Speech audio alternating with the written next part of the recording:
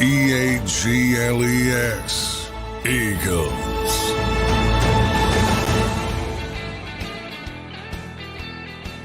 Welcome in, everybody. A Tuesday edition, starting the week off on a Tuesday here on Birds 365. I hope everybody had a fantastic Memorial Day weekend. It's a tough weekend because you memorialize all the people who have given the ultimate sacrifice for our country to live in this free country. But as the ceremony I was at yesterday said, I hope you had a peaceful Memorial Day weekend, not so much a happy Memorial Day weekend.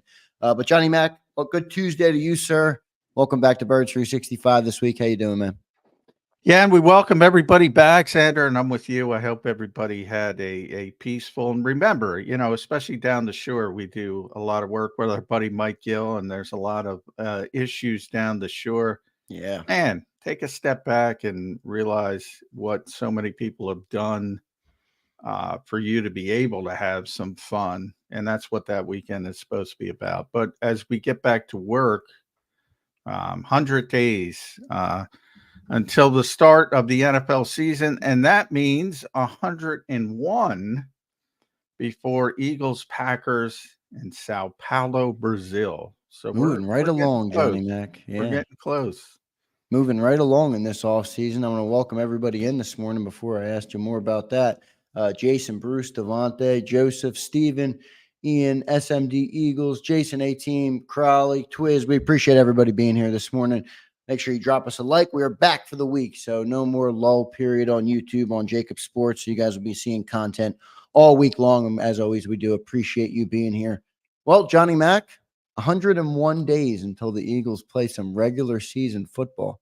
Do you feel better or worse at this point in the offseason than you did on your flight home from Tampa Bay? Well, flight home, I feel better. That's just a natural matter. Yeah, I guess you're at a low, so maybe a week after. I thought you were going to go. How am I higher than I was at this time last season? That's a good question too. And I'd say a little bit lower. I thought,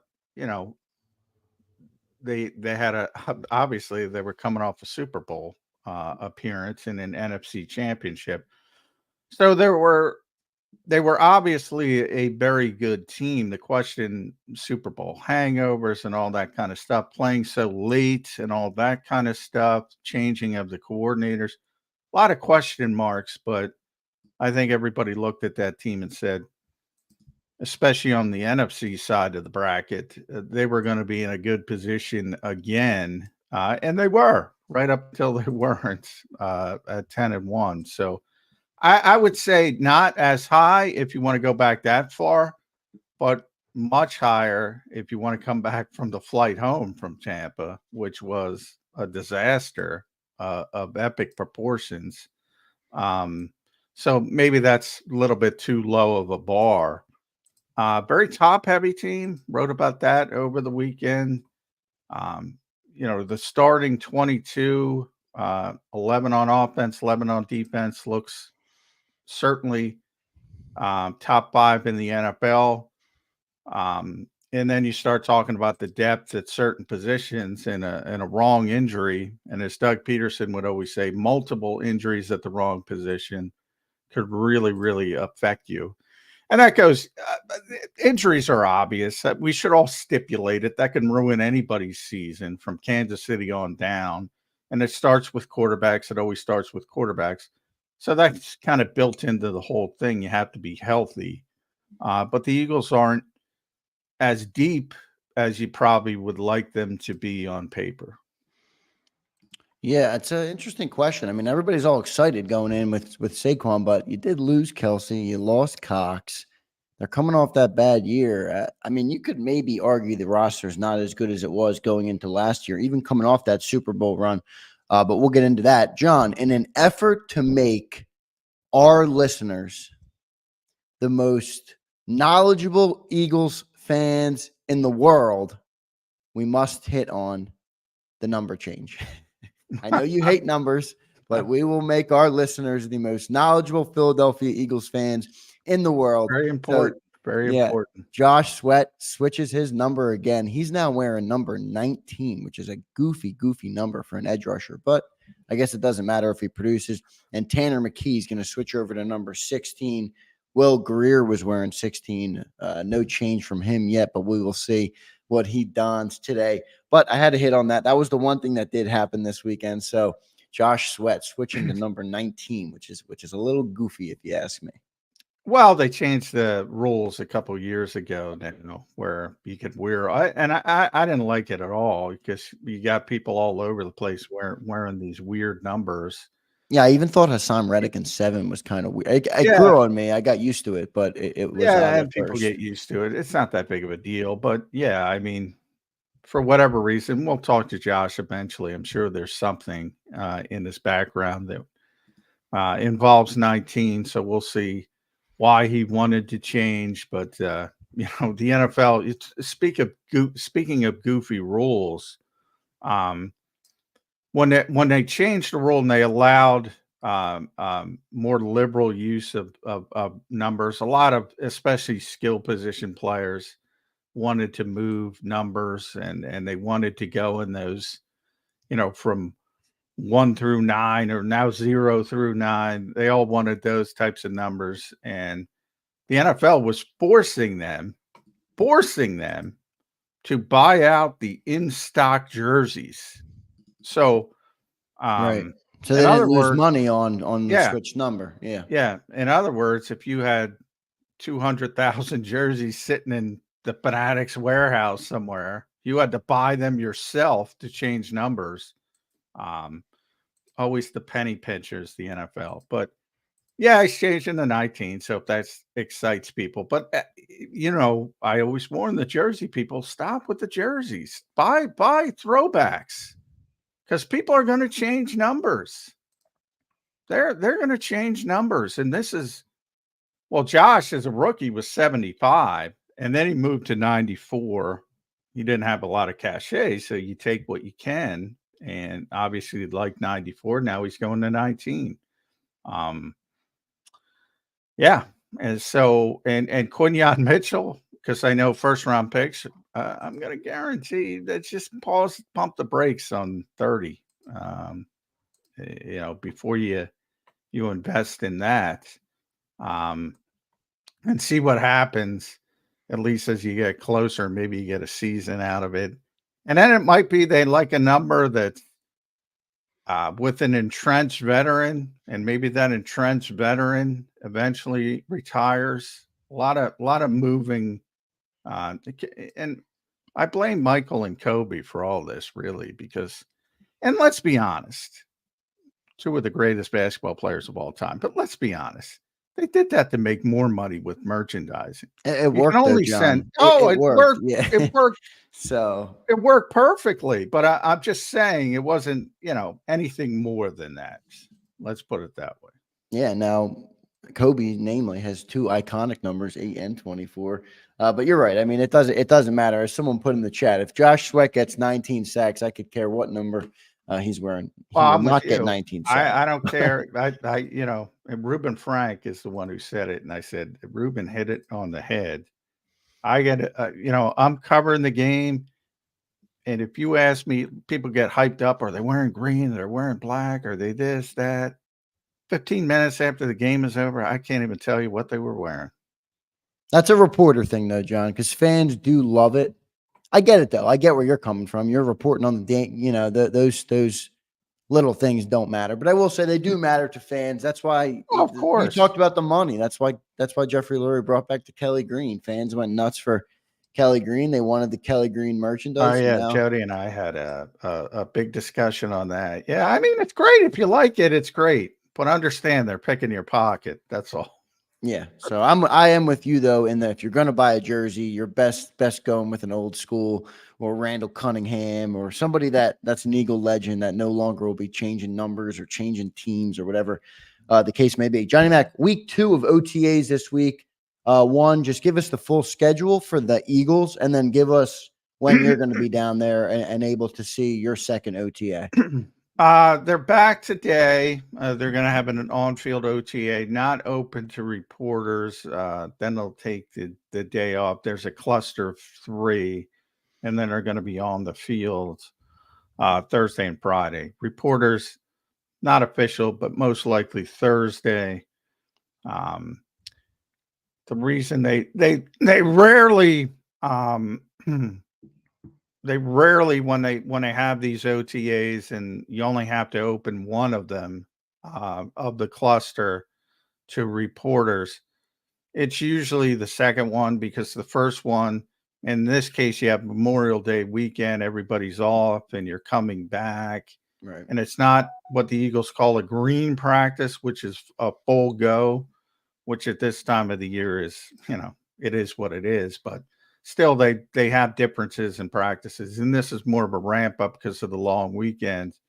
And then Thursday will be a green practice when they do the most. And that's most likely not official, but most likely one where we will be allowed in there this week.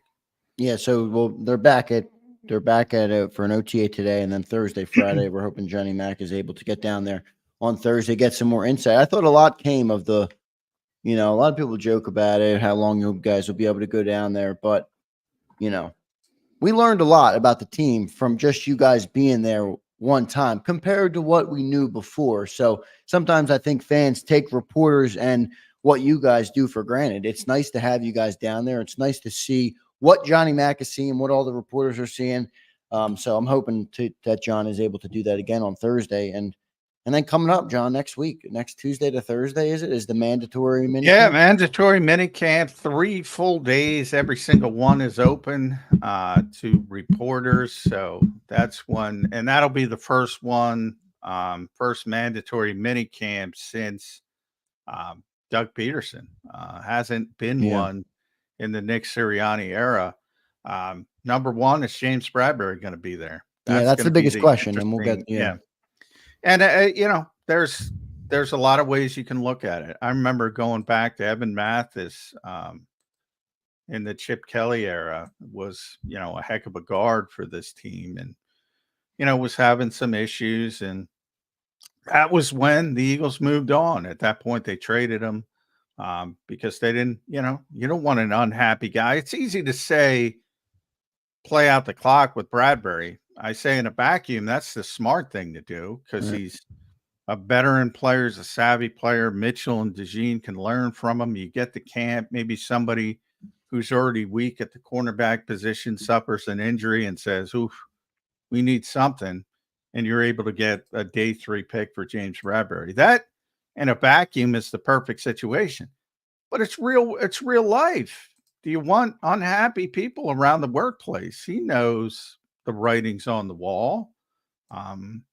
So it's a lot easier said than done when you say, and James is a professional. And when you say, oh, you're under contract, just come in and do your job. That's, that's pie in the sky. That's easy stuff. Look around the rest of the league. It's really difficult, these types of situations. So it's going to be interesting to see how the Eagles handle it. John, I want to give you a hypothetical. If let's just assume for a second the Eagles knew that James Bradberry would return to his 22 form. I'm not saying that's going to happen. It's a coulda, woulda, shoulda type scenario.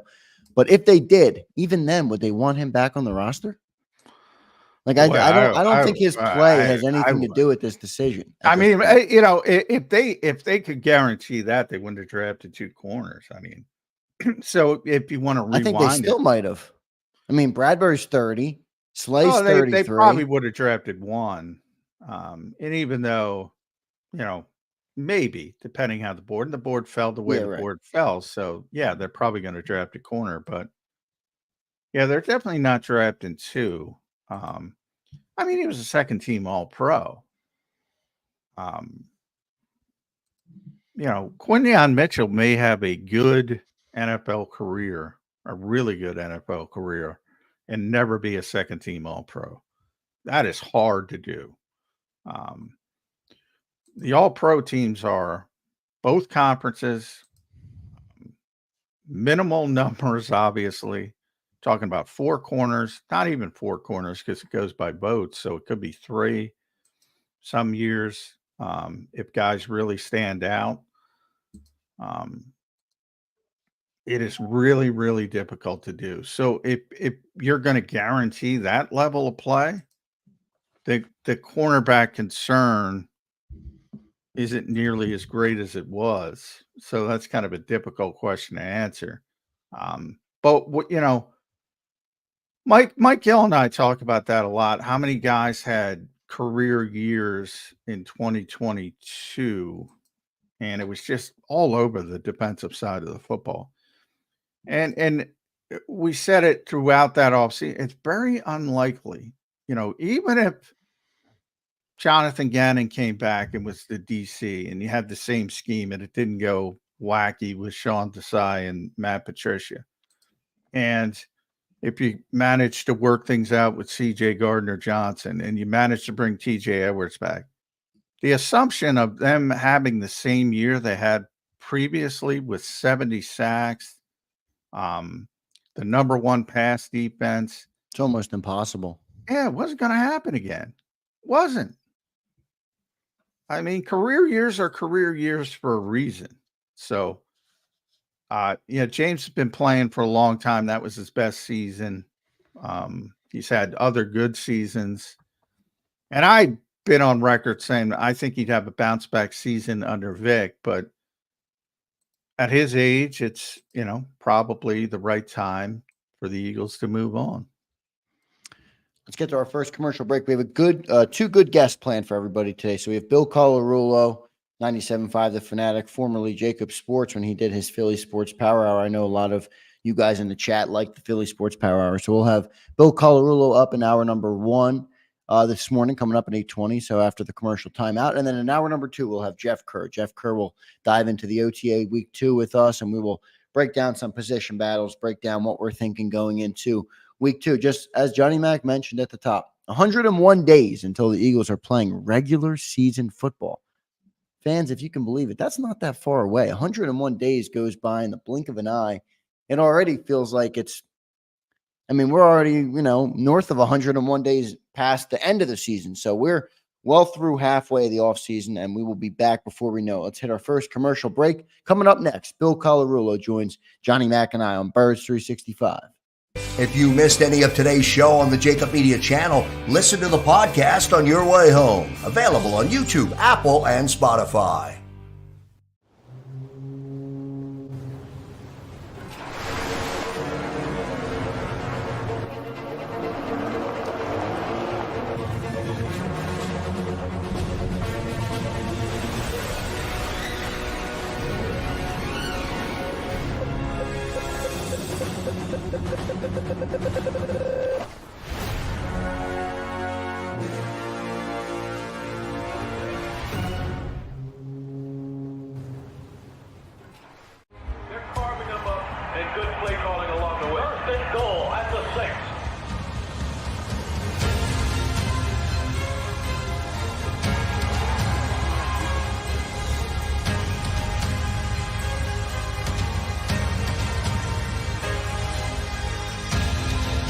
Field of life, First Trust Bank is there for you. Champions on 3. 1, 2, 3. Because Philadelphia dreams deserve a Philadelphia bank. Heading down the shore. Have a ball once more. Here, imaginations run wild and time stands still. Because here, you can find the best of the Jersey Shore, all on one 5-mile island. So leave the old you behind and get lost in the woods. Wild, wild, wildwood days. Plan your stay in the Wildwoods today.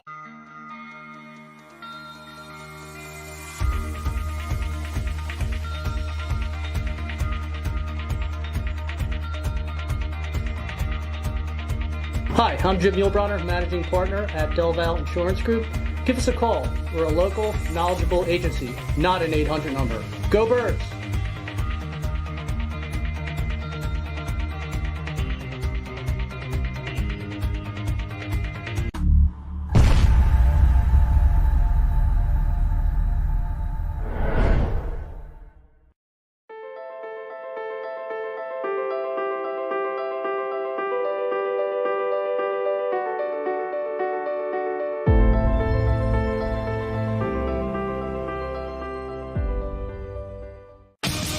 the greatest fans on earth. It's a bold statement, but would you expect anything less from Philadelphia?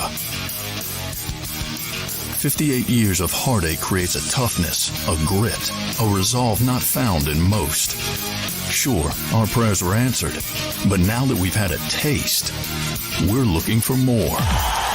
Pondley Hockey, official partner of the Philadelphia Eagles. EAGLES, Eagles.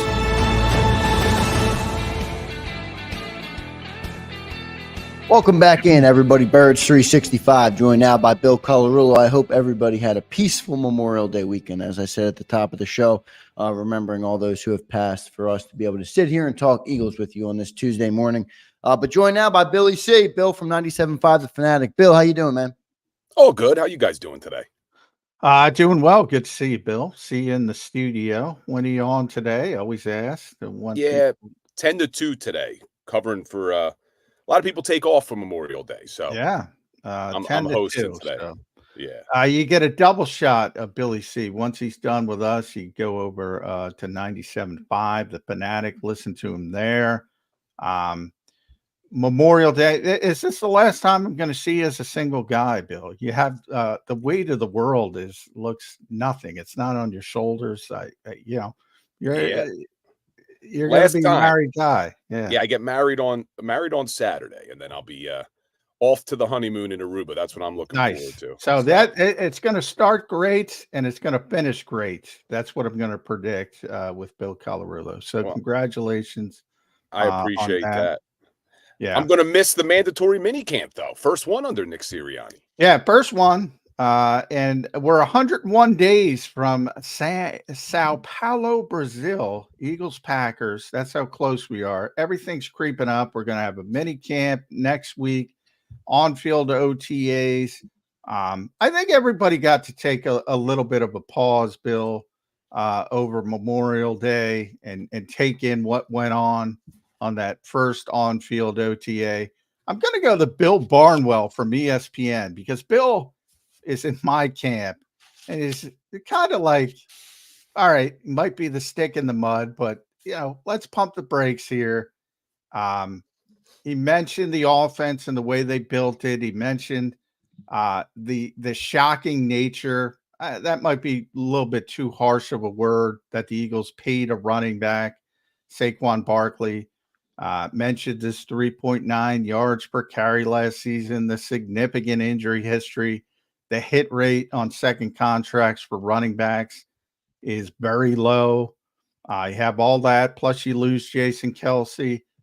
And it's ironic, Bill, that the two positions they aren't paying on offense are right guard and center because you have Cam Jurgens on a rookie deal, Tyler Steen on a rookie deal. Those are the biggest question marks. Are we overrating this offense? I don't think we're overrating the offense. I think that you can't expect Cam Jurgens to be Jason Kelce, but there's probably no Jason Kelce's in the NFL right now. You look at the Kansas City Chiefs. Humphreys is a pretty good center. But we were spoiled here having a center that was that good. That's usually not a position you invest a ton of money in. There's a reason why left tackles get drafted in the top of the draft in the first round. Centers don't. So as much as we love Jason Kelce, and he's a legend in this town, I don't think you need your center to be as good as Jason Kelce was for this offense to do well this season. And yes, right guard becomes an issue, but I'm excited to see Cam Jurgens in his natural position. Right guard, can Tyler Steen be the guy at the right guard position? If not, what's the answer there? Is it Matt Hennessy? Is it the rookie, Trevor Keegan? So we'll see what happens, but I don't think we're overrating the offense. I think that when you have that many skilled position players and you have a Kellen Moore who's going to be able to figure out ways to take advantage of all those weapons. We saw him do it before. We're not asking him to do something he hasn't already done. He had the number one offense in Dallas when he was there. So I don't think we're overrating it. I'm excited to see the offense. I think that the main issue, and you probably would agree, isn't going to be the offense this year. It's going to be the defense. And last year we thought Well, the offense will be good enough that it won't matter how bad the defense is. It won't matter that you let both of your linebackers walk, you let both of your safeties walk. The offense is going to be so good, it won't matter. Didn't really work out for us. Bill, how good does the defense have to be for that to not take place this year? Me and Johnny Mack have talked about this a little bit this offseason. They're not going to be a top 5 defense. They don't have the talent on the roster to be a top 5 defense. But how good do they have to be to win enough ball games or to cover the difference from the offense? Is it top 15? Is it top 10, top 20? Where do you think Vic has them playing this year? And what does he need to have them playing at for them to be successful?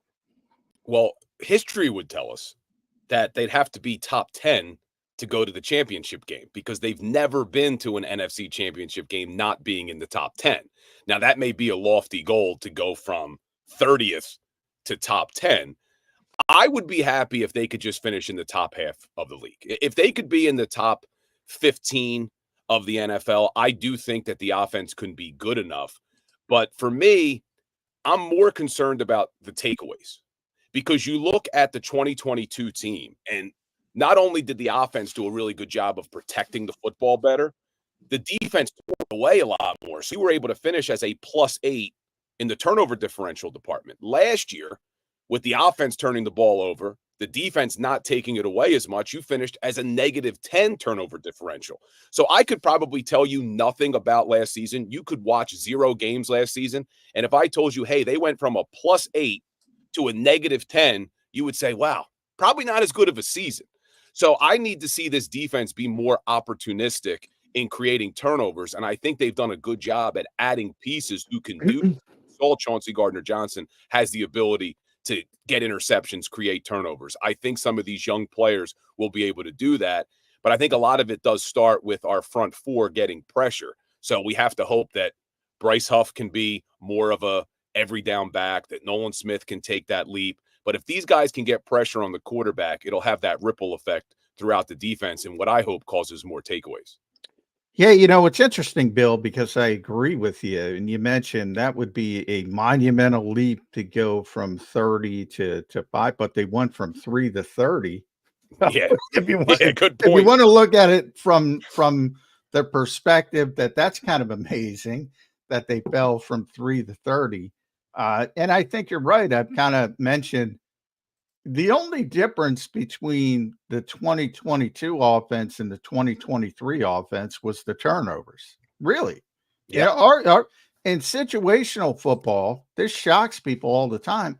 3rd and 4th downs, they were actually better than the 2022 team, but they didn't take care of the football nearly as well. And when you turn it over, that affects so many things. You're obviously you're off the field. And when you're off the field, that means your defense is back on the field. And that means bad things can happen to the defense, short fields, things of that nature. So I think playing a cleaner game is, priority number one. And by the way, to Kellen Moore's credit, when people are talking about the motion and the bunches and the more Jalen Hurts under center, when he got asked what's the most important part of your offense, he said clean operation, which means execute, don't turn it over, just do what you're supposed to do. I really think it boils down to that, and that'll help the defense. But CJ's an interesting guy from this perspective. A lot of Eagles fans, and I get it, believe me, they have turned the page on Avonte Maddox because he can't stay on the field. Well, CJ Gardner-Johnson, when he was here, missed 5 or 6 games with that lacerated kidney. Not A little bit of a fluky injury, but fluky injury. Not saying he should have been on the field, obviously. And then last year he tears his pec in week 2. Ironically, the same week that Avonte Maddox tore his pec in week 2. And he entire season in Detroit was basically wiped out. He managed to make it back like Avonte late in the season, but wasn't effective, wasn't a part of the rotation that much. Why is the assumption that CJ is going to be durable and Avonte is not going to be durable? It's a good question, and it's not just Chauncey Gardner-Johnson on that back end. Reed Blankenship hasn't stayed healthy in 2 seasons. We haven't seen him play a 17-game season. We haven't seen Sidney Brown. I know he's only a rookie, but he got hurt at the end of last year, tearing his ACL. So you look at the entire safety group, there's no guarantee that any of these guys are going to be able to stay healthy for a 17-game season. That's why I think last week we were talking about, I'd like to see them maybe bring in somebody in that room. Now, I know they did try at OTAs last week. They had Avonte Maddox play a little bit back there at safety. Yeah, add another injury guy to the room. Yeah. So you just got a lot of potential injuries on that back end. But you're right. If we're going to say, hey, we can't rely on Avonte, well, can you really rely on some of these other guys? Now, Chauncey Gardner-Johnson, it was 2 weird injuries. The laceration of the kidney or the liver? Which one was it? I always forget. Kidney. The kidney. So he lacerates his kidney, then he tears his pec. A little bit weird injuries, but I think it's also because, and this is what we love about him, he throws his body around. So you have the potential of getting those injuries. It's the same reason why I have concerns about Sidney Brown staying healthy. He throws his body around. So it is a big question mark on the defense. In fact, one of the topics I wanted to talk about today on the air was we keep talking about all the question marks on this defense. Well, let's look at it the opposite way. Are there any sure things on this defense? Because you got Darius Slay, who's 33. Everybody's excited about Jalen Carter, but we don't know if he can do it for a 17-game season. I think he can. But really, I look at the defense, and I'm done asking, wow, what are the question marks? And I'm going to start asking, well, what are the sure things? Because I'm not sure there are any. Yeah, I mean, if CJ Gardner-Johnson goes down like he has both times in the last 2 seasons, it's the same defense, except you're relying on more rookies than you were last year with assuming James Bradberry is out the door. I mean, think there's that's more. a tall order for Vic Fangio, though. I think there's more upside to this defense than there was last year. Like, I think the ceiling is a lot higher when you've added a guy like Devin White. Now, Devin White, major question mark. But if Vic Fangio can get him playing at a high level, the ceiling's very high. We know he's got hope is all not the a talent. strategy, Bill Colarulo. No, hope is not a plan. Yeah. That is correct.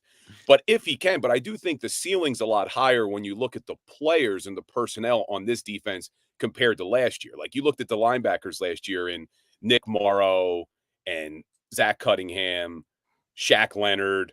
You know, if Devin White can start playing to that top 5 talent that he was when he got drafted, if Nakobe Dean can stay healthy and be the guy he was at Georgia, and then talking about the safeties, if all these guys stay healthy, if these corners take a step forward, even everything we're hearing is Isaiah Rodgers looked good. 1 day of OTAs, but he looked good. Quinyon Mitchell, can he make the transition? So there's a lot more upside. You know, can Bryce Huff be a replacement for Hassan Reddick? Can Nolan Smith show he's worthy of that 30th overall pick? A ton of ifs, but there is a lot more upside, in my opinion, than you had last year's defense, but certainly no guarantees. Yeah, with Isaiah, it's funny. I mean, we can only talk about what we saw. We were in there for 1 day. We'll be in there for 1 day later this week. And one of them was Isaiah Rodgers. And I think we were all pretty impressed. From my standpoint, it was, you know, the guy hasn't been on the field in over 500 days. So you expect to see some rust, and he looked pretty confident in what they're doing, which is not real football. But, you know, I don't even – go ahead, Bill. You said that the media only was there for 1 day. And they were there for 1 day at OTAs, not full contact, not full practices. I'm fielding calls here at the Fanatic from people telling me that Kenny Pickett should be the damn starter at quarterback. That's Ed Kratz's fault. Dude, it was May 25th, literally May 25th. Well, by the way, Ed is right, but nobody read. Well, see, what happens is nobody read, and the title of Ed's column was 10 overreactions to OTAs. Overreactions. Nobody reads that part. Yeah, nobody reads that part. And then somebody else aggregates it and says, and I said the same thing on this show, and I wrote the same thing. Kenny Pickett was sharper than Jalen Hurts on the 1 day of OTAs, and I put in all the context. Yeah. AJ Brown was the only, top tier. Devontae wasn't there. And AJ's not doing a ton. He was out there early, but you're Joseph not. Joseph Ngata was the starting outside receiver. Joseph Ngata was the outside receiver. So Kenny, in a lot of ways, Kenny had a group that was more discernible as second teams. Plus Kenny Gainwell, guess what? Kenny Gainwell was sharper than Saquon Barkley as well. Maybe that So had we to want do Kenny with and Kenny. Kenny and Kenny. That's the offense Kenny and going Kenny, forward. the Kenny and Kenny offense. But I was losing yeah. my mind, John. And then I said to the guy, I said, who called, I said, "Are you serious right now?" I'm as serious as a heart attack. And then he went on to compare that the Steelers failed Kenny Pickett because if they would have built around him the way the Colts built around Peyton Manning, I said, whoa. So now you're comparing Kenny Pickett to freaking Peyton Manning? I can't take our fan base sometimes, man. I love us. But at the same time, May 25th, and we're calling for the Here's backup what I quarterback. say. Here's what I say about Kenny Pickett. If he has to play a game or two, and you don't want that, if he has to play a game or two, I think the Eagles will be better equipped to win a game or two than they would have been with Marcus Mariota. So I do think it's a slight upgrade, but it's very early in the process, and we'll see him in training camp. But yeah, he looks sharp in OTAs one day in May. It doesn't mean that much. But I liked the move because what you're saying is, look, the whole point of a backup quarterback is if your quarterback, your starter, goes down for a couple of games, you want to have a serviceable backup that can come in and steal you a game or two. We still have the visions of Nick Foles going crazy and win us a Super Bowl. That is not a likely scenario. You want to have a backup that can come in and that can win you a couple of games when your starter's out for a small period of time. And I think Kenny Pickett can do that. You should know that better than the Philadelphia Eagles fans. I mean, we got one Super Bowl. It came from a backup quarterback. Carson Wentz was en route. No guarantee was going to finish it, but certainly was going to be in the conversation to be MVP of the NFL.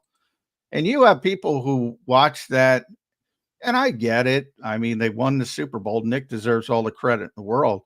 But if you think he's the starter from week 1 through the Super Bowl and the Eagles win the Super Bowl, no, boy, I got some nice real estate, nice bridge to sell you. Love Nick Foles, will always love Nick Foles, but he was never able to duplicate that success or replicate it, I should say, when he was a starter from the whole season. He was such a good, like even the next year in 2018, people still ask the question, if Alshon Jeffrey doesn't drop that ball, what happens in that playoff run? But that was Nick Foles coming on late after Wentz got hurt again. You know, he couldn't do it from the beginning. You know what, Bill? People tend to forget that Carson wasn't ready at the beginning of that season, and it wasn't great. It wasn't a great start. To point to put it mildly, Nick was not playing great. And I don't want to re-legislate that, but it's still amazing though. Every time we bring up Nick Foles, you got to go back and remember talking about fans asking for Kenny Pickett.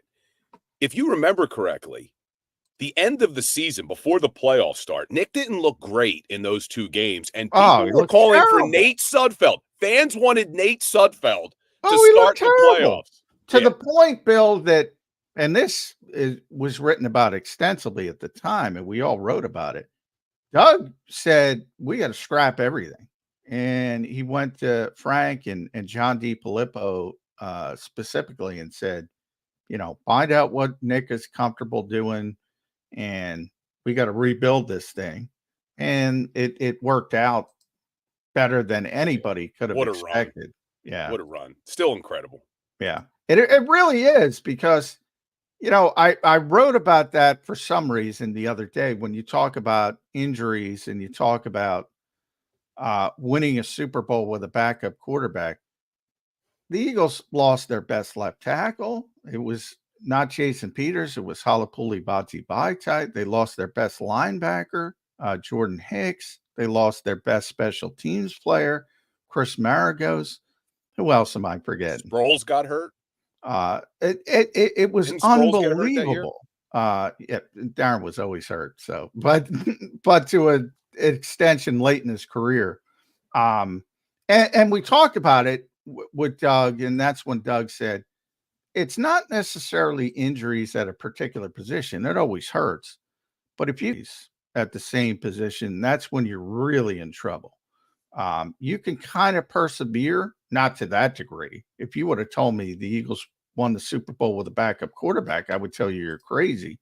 And they were able to do it. But, and that's when we talk about the slot. We talk about that 3-30 plunge, which is so rare. And they just kept using body after body. And it started in the preseason. Zach McPherson, who was going to be the backup, got hurt before Abante. And then Abante gets hurt. And they try Mario Goodrich, and he stinks up the joint. And they say, hey, Sean Desai's worst idea, probably why he's not a defensive coordinator. Let's move James Bradberry inside. That screwed James up inside and outside. Yeah. And Bradley Roby, they signed him, comes in, and then he gets hurt. And then Sidney Brown's playing out of position. Eli Ricks is playing out of position. They used 9 bodies in the slot last year. It's astonishing. In some ways, they weren't 32nd in defense. Yeah, 31st. Yeah. 31st in passing defense. Yeah. It's that you can't overcome that. I mean, what do people expect? You just lose 4 nickel corners and you got a 5th one hanging on the tree outside at the NovaCare complex? Yeah, it's not easy. It's not easy. Well, that's why we have to hope, first and foremost, that they're able to stay healthy this year. Because they have in the 2022 season, they were very lucky when we had all 22 starters in the Super Bowl. There's always a level of luck that's needed to succeed in the NFL. Absolutely.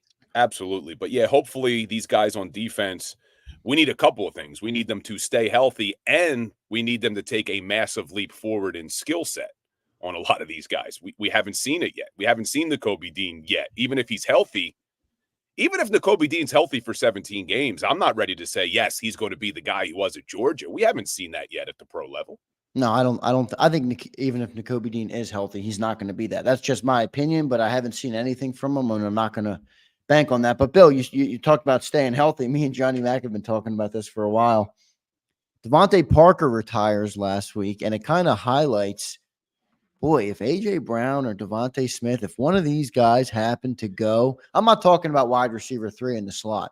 No, I'm talking about like Joseph Nada. I guess they signed John Ross. Maybe he's an option. I mean, I don't think Ross even makes the team. Yeah, we got the Grand Canyon, falling off if one of those guys goes back. Maybe they bring someone in. McCole Hardman's out there. Is someone like that fit this team? They're going to have to, I think, because you saw it simply with Devontae Smith not being there that day of OTAs. Your starting outside receiver wasn't the starting quarterback because Devontae Smith wasn't at OTAs. Yeah, and Pickett's better. Yeah. But so, I think they probably will have to go out and bring somebody in because you got to hope that these guys don't go down because you don't really have anybody that I could see filling in on the outside. Now, I'm excited to see what Aniyah Smith, he's a 5th-round rookie, but I'm excited to see what maybe he could do in the slot. But he's not the answer at outside corner or outside receiver. Johnny Wilson, who they drafted, isn't the answer, in my opinion, at outside receiver. So I wouldn't be shocked if they went out, but it is slim pickings right now. You mentioned McCole Hardman. Who else is really available that they could maybe bring in to help at that outside receiver spot? Yeah, I mean, McCole Hardman's not great, but at least you saw him contribute in a big spot. Now it's the Chiefs, and they have Mahomes, but he did contribute down the stretch last year for them in the Super Bowl. Bill, I'm gonna prepare you. Get ready for the Johnny Wilson hype when training. Oh, he's going to be the training camp darling. I talked to our boy Andrew DeCecco about this. The moment he makes that big catch, everyone's going to be like Johnny Wilson because he's big and he's probably going to make some plays in preseason. Everyone's got to calm down. Carlton Agudosi, look him up. Femi Moma, look him up. People love big receivers in training camp. They love because they make a contested catch and everybody goes, wow. Well, I was all excited. What was this a few years ago? Was it Dorian Green Beckham when he came in? Oh, yeah. I'm like, they're gonna unleash him. They're just gonna tap into that talent. That never worked out. Yeah. Well, Dorian had a ton of talent, at least. Those were undrafted guys I just mentioned. Johnny's a 6th-round pick. They traded for Dorian Green Beckham. He was in the plans. He was supposed to be a part of the offense, but obviously it didn't work out. Was it Dorian Green Beckham who they dialed up that 4th and 1 from the goal line play for? Yes. He had one target. That was it all year. Yeah. That was ridiculous. It was, they were, that's one of those where you're out thinking to yourself, you're trying to pull, well, there's no way they're going to throw it to him. Yeah. And they did, which is, and that was ironic because do you remember who the Eagles traded to Tennessee for Dorial Green Beckham? If I'm not mistaken, this is going off memory. Was it Dennis Kelly, the offensive It was lineman? Dennis Kelly. And who was back last year? Dennis Kelly was back last year. So I have to look up. It was like 2016. They traded him for Dorial Green Beckham. And everybody was like, well, you just traded Dennis Kelly. And meanwhile, Dorial was out of the NFL. That was his last stop here. And then he was out of the NFL. And Dennis Kelly was still plugging along and was back with the Eagles last season. It was pretty amazing. So, yeah. You know what that tells you? The splash of the skill player. Everybody loves the skill players. Well, that's because we got that fantasy football mentality, John. Yeah. Well, everybody does. That's even the NFL has it now. Everybody's got the skill position. It doesn't move the needle when you say, "Oh, we signed this guard," but it really moves the needle when you sign a Saquon Barkley.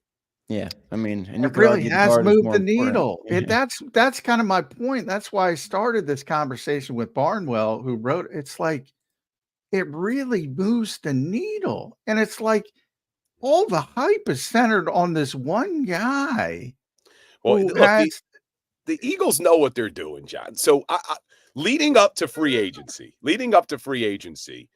all of the conversation here in the chat, on the radio, a lot of people were being negative about the Eagles. The moment they signed Saquon Barkley, everything changed. Is it about PR? They won the PR battle. I'll give you that. I don't think that's the only thing they're concerned about, but I do think that Howie Roseman has his finger on the pulse of this city, and he knows what to do to get the vibes in the city and everybody chatting up again. But his job is difficult because sometimes the city is wrong. But that doesn't mean Howie's good with the pitchforks and the torches coming out. Howie doesn't like that.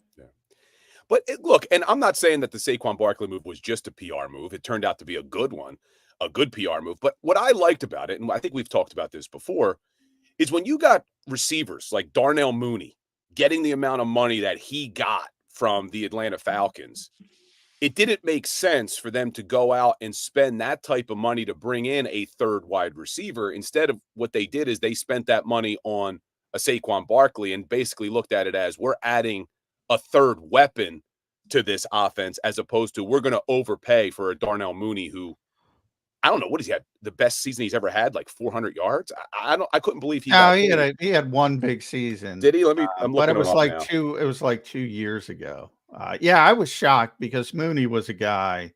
He's a guy. Jody thought he was, Jerry Rice. I was like, I thought the Eagles could have gotten him for 1 year. Oh yeah, he had 1,000 yard. Yeah, last year he had 414 yards. The year before, 493.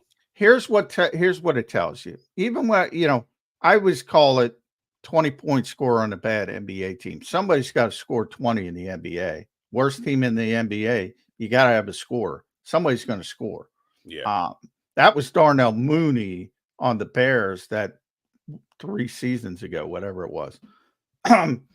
They immediately started looking for an upgrade. What does that tell you? They knew better. When Eric Wilson was brought in here, a blast from the past, everybody looked at his numbers in Minnesota, and he had 3 interceptions. He had all these tackles because he was playing for an injured, I think it was Anthony Barr that year, got injured. Yeah.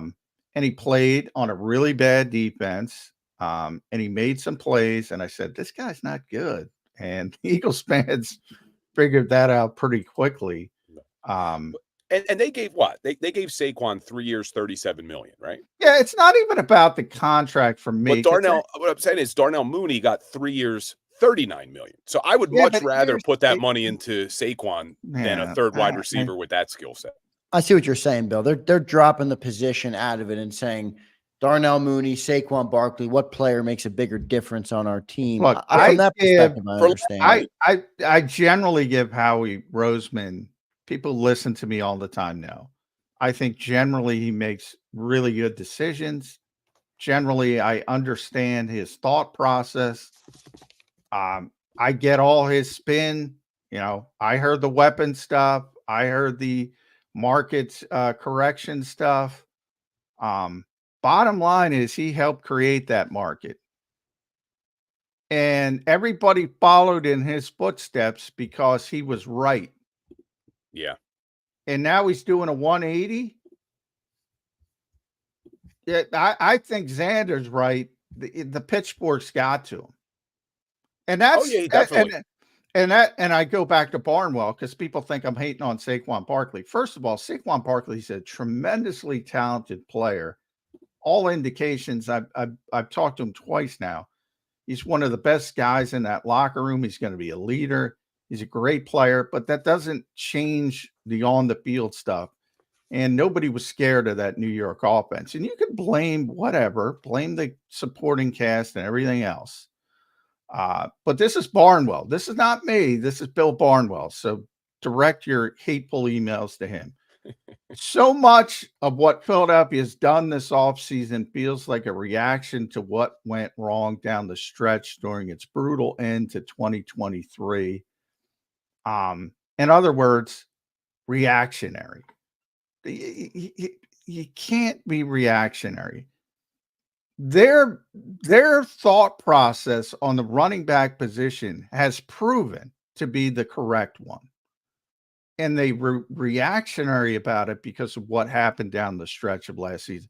Not only that, also the coordinators and the coaching moves and other stuff as well. And I think they're in love with McCaffrey in San Francisco. Well, yeah, he's their white whale. Yeah. But my whole point of this thing, Bill, is it's one guy where I think has made people think this offseason is phenomenal. And if you peel back the onion, that isn't there to say this guy's going to be Christian McCaffrey even light. There's no evidence of that. That's what surprised me so much about the trade of Hassan Reddick, because when you went and you paid a Saquon Barkley what you paid him at running back, to me that signaled we're going all in this season. We're going to take a shot.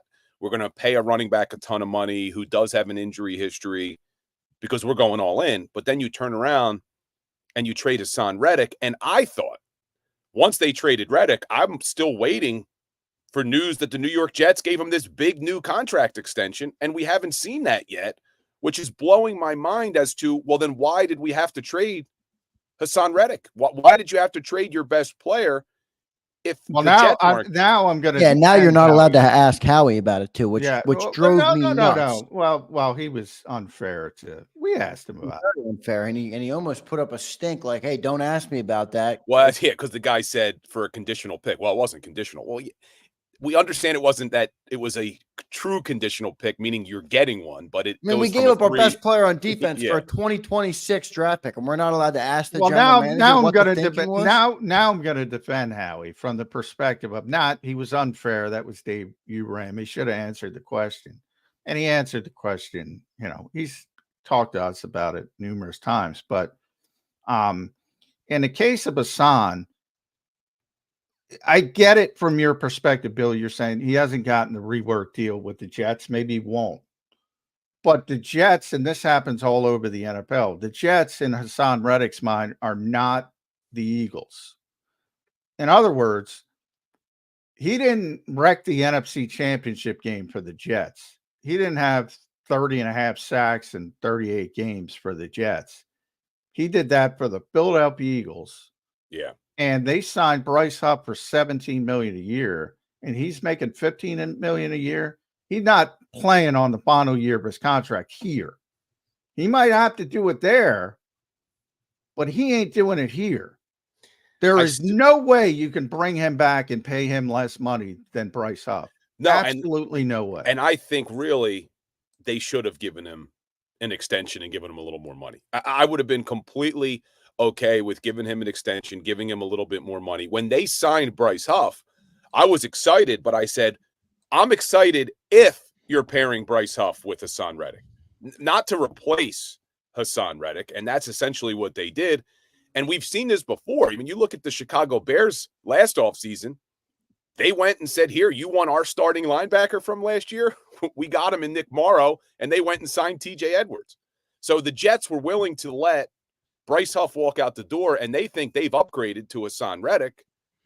I just don't see how we got better by making that. No, switch. we didn't. And my biggest, it is, why go get Bryce Huff then? I've Like just tried- if Hassan Reddick can play out the contract though, He's not in New York. He's not here. That's what I'm that's saying. the thing. He what wasn't. did not have here. That's And what you're John's saying, right. I John. talked to a couple people too who said Reddick wasn't going to play this year under that deal here in Philadelphia. That's and the only part I'm trying to say. Yeah, People are and my saying, thing he's is- doing with the Jets. they Doesn't should matter. have given him an extension. Like, you have the money under the cap. We know the cap's going to go up again next season.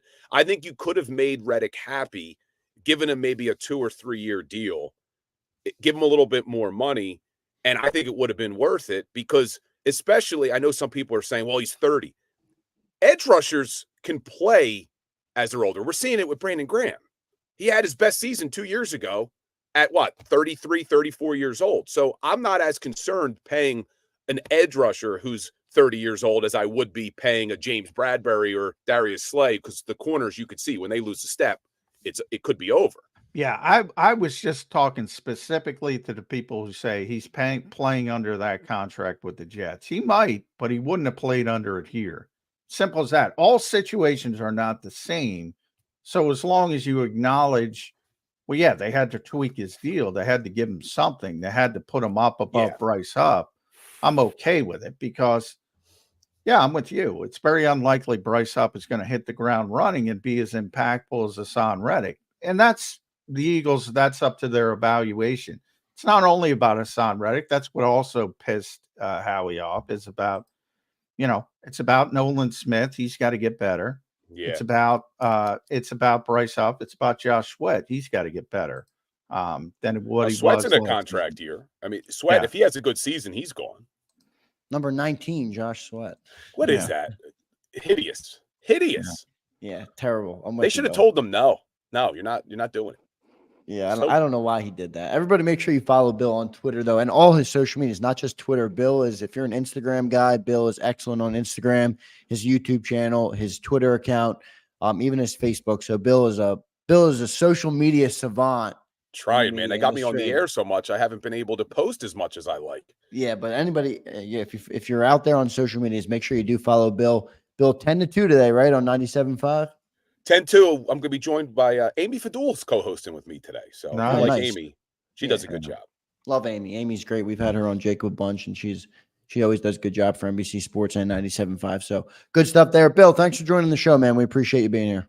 Appreciate you having me. I won't see you next week. I'll be sunbathing congratulations, in Aruba, Big Bill. Enjoy it, buddy. If so you're we'll going hook up golfing, if it binds some time, there's going to be winds. So, I don't know if you want to go there.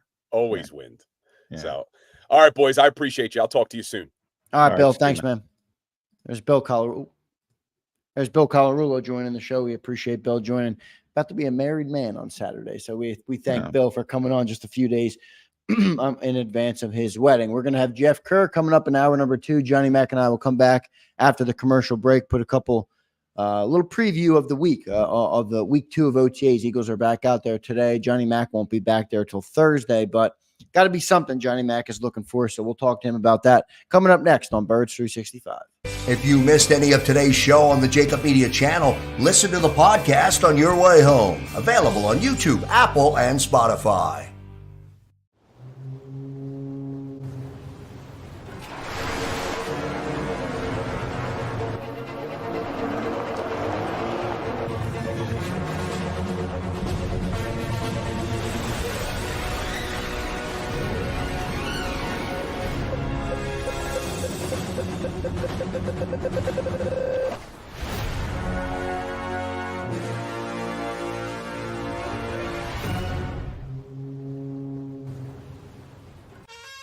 Is the best vacation one that you find or one you get lost in? One that takes you to new heights or reminds you to go with the flow, to get your feet wet and your wheels spinning. One that lets you find your own rhythm or get carried away. Find the best of yourself. Get lost in the woods. Plan your stay in the Wildwoods today. Go passionately. Go fearlessly. Go confidently. Go Birds! Go confidently towards your goals with First Trust, Philly's hometown bank for nearly 90 years, and the official bank of the Philadelphia Eagles. We're focused on getting you over the goal line. So go with conviction, go with trust, Go Birds! and go forward with us by your side. First Trust Bank, the official bank of Philadelphia dreams. Oh, and go Birds. Listen, if we even think you owe us money, you won't know what hit you. We'll put liens on everything you own. Raid your bank accounts, retirement fund, pension. You'll open up your paycheck and cry because we'll already have the money. We'll haul you into federal court and you might even go to jail. Hey, it's our job. Don't fight the IRS alone. The Tax Doctor is here to help you negotiate your tax bill and reduce your stress. Our experts will fight for you using IRS guidelines to stop any IRS actions like bank levies or wage garnishments. Plus, eliminate penalties and interest and reduce your past tax bill so you pay the IRS less. Help is here to deal with the IRS to reduce your stress. If you owe $10,000 or more in back taxes, do not call the IRS alone. Call a tax doctor now for a tax emergency analysis. I'd have my mom call the number on the screen. You come see me alone. We'll work it out.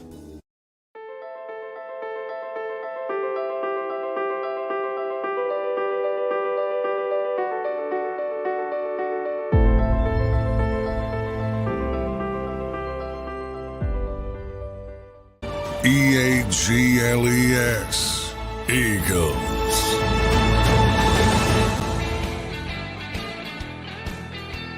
Welcome back in, everybody, to Birds 365, a Tuesday edition.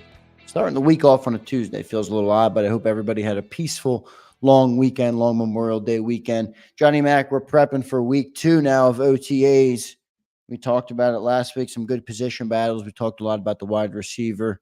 I think Devin White, I'm interested in Devin White, but anything you're interested in as you walk back in, I'm kind of forcing you to look ahead here a little bit to Thursday when you guys are going to be down there. Anything that's on your mind, anything you're looking for out there at practice heading into week 2? Well, I think part of it is some of those players we said that looked pretty good. One of them was certainly Devin White, which is impactful for Nakobe Dean. Now, I don't think the Eagles will push Nakobe Dean in the offseason work, so we're probably not going to get a full accounting of what's going on at linebacker until training camp begins. But look, the more he's not out there, the more Devin White and Zach Bond have a chance to open the eyes of Vic Fangio, and all of a sudden, out of sight, out of mind, if you're not out there. Because Nakobe, you kind of mentioned, it's not proven anything. And there's always been this default setting, Nakobe Dean and at linebacker. I'm not sure it is that. If Vic Fangio's love affair with Zach Bond is legitimate. And I mentioned Devin White was playing middle linebacker, and he's much bigger, and he's much more equipped from a physical standpoint to hold up in the running game. Now, we can talk about Devin's history in Tampa, but just the fact that he's a 237-pound guy opposed to, and by the way, he wasn't 237, he was heavier. And Nakobe, they listed 231. Nakobe's never seen 231 in his life, so he's lighter than that. Is there no rules around that, John? Like how you can report players? Because I mean, you got to think in a league where you're paying people somewhat based on metrics and size and height and ability. Is there no way to regulate it? It's always, remember that's just PR stuff. They have the, Britton Covey, for instance, is not 5'8", but you want to give him a little bit more. When you the pre-draft at the combine, you get legit measurements. And to give you an example, and remember, you're peaking for that. One of the problems with the combine is now guys all train for it, and they're training for those particular drills. And the Kobe was 5'11" and a quarter, so just over 5'11", 229. So he was close to that, but he's probably lost weight since that. Because again, he's not trying to push, 225 pounds as an example. Even though he was injured anyway, he didn't do any of that stuff, and that could have factored into the weight as well. So when you go back to those pre-draft NFL combine numbers, those are the most legitimate numbers you're going to get ever. But yeah, somebody's PR staff, no, there's no rules over that. They can do what they want.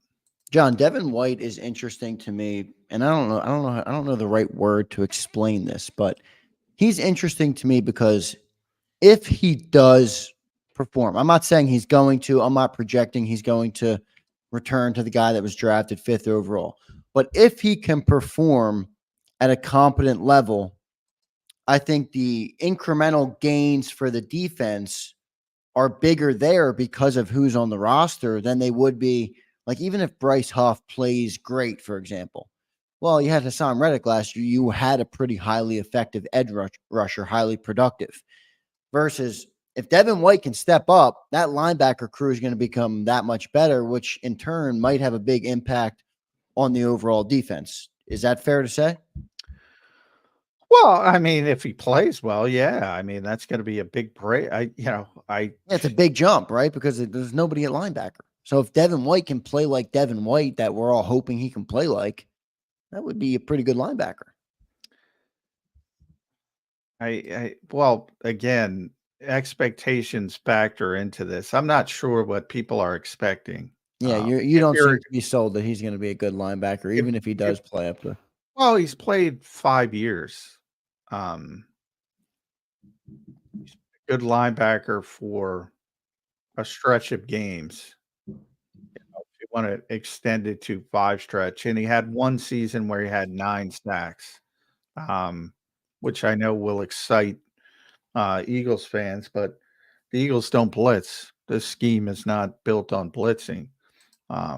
So you can factor that out right away.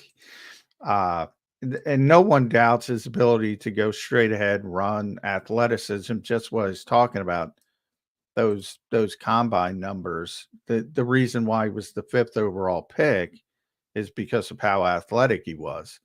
Ran a 4.42 at 237 pounds. All the 10-yard, 20-yard splits, all that kind of stuff. The vertical leap is like cornerback level. The broad jump shows explosion. But you already know that because he can run. If it were, what is that stupid show on American Ninja Warrior? Devin's going to be one of your best on that show. He's played a lot of football, 76 games, and he hasn't lived up to the hype.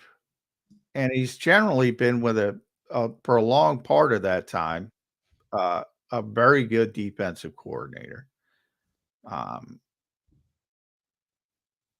You could argue is a bit better than Todd Bowles, maybe, but they're both top 10 in the NFL easily from a reputation standpoint. He couldn't tap into it. If people talk about, well, he's on a prove-it deal. Technically, he was on a prove-it deal last year, and he got benched. And he was on a prove-it deal last year to make $80 million. That was the end of the rainbow last year. So when you talk about prove-it versus this year, yeah, maybe 2 years, $10 million a year if you play really, really well.